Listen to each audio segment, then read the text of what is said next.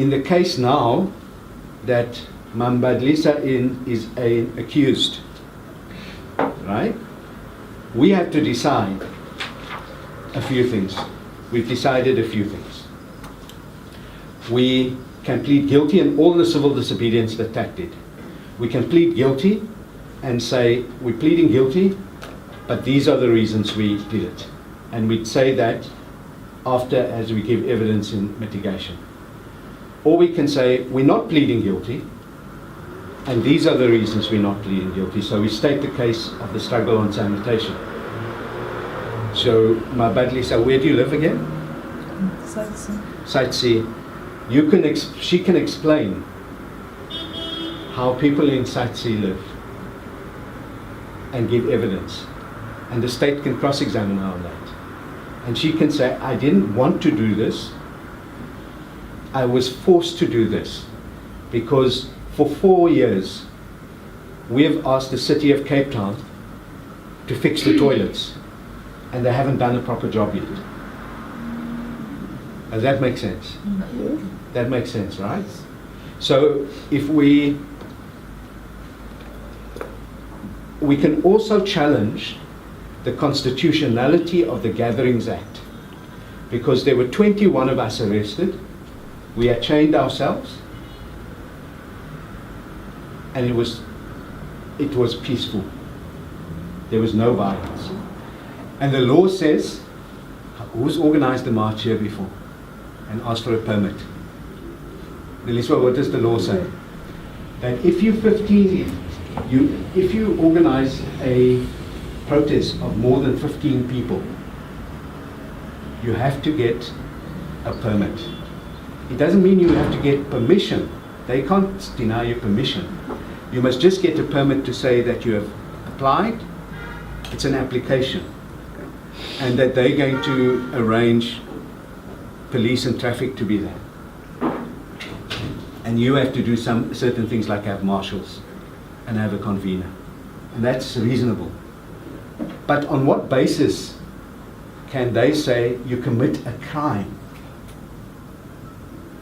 if 50 people gather peacefully on the street? Right? That's an old apartheid law. Came in 93 and existed before 93 as 10 people, more than 10 people. So you remember seeing those black sash ladies with their thingies? Yeah. They used to stand apart from each other and picket. It's the same law.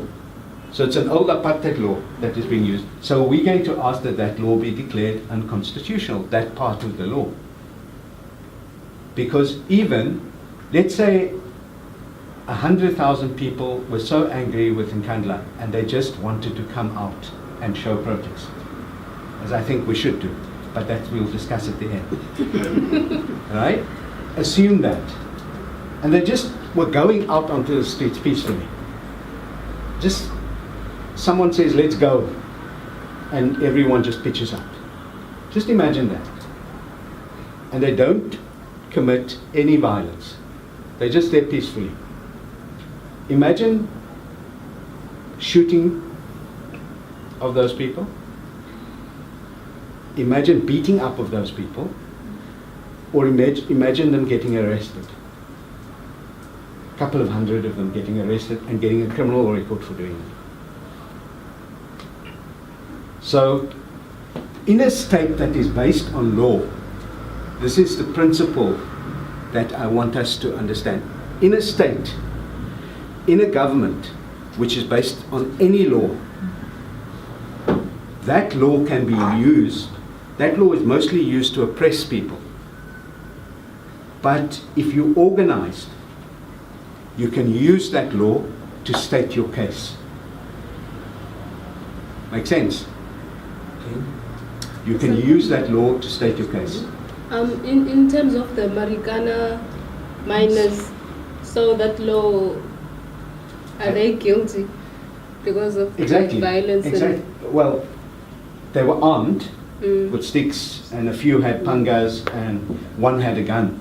They were armed. The Constitution says you have a right to assemble peacefully without arms, right? So that is an offense. but they weren't violent. There was no justification for shooting them. Okay, so they still have case on that. They still have a case on that. They have a complete case on that. Because the state says that even when someone is breaking into your house, you cannot just shoot them. They have to pose a direct threat to your life or to the life of someone. So you can take your gun and say, stay. Right? And you call the police and they come and arrest. Does that make sense? But if they have a knife and they rush at you,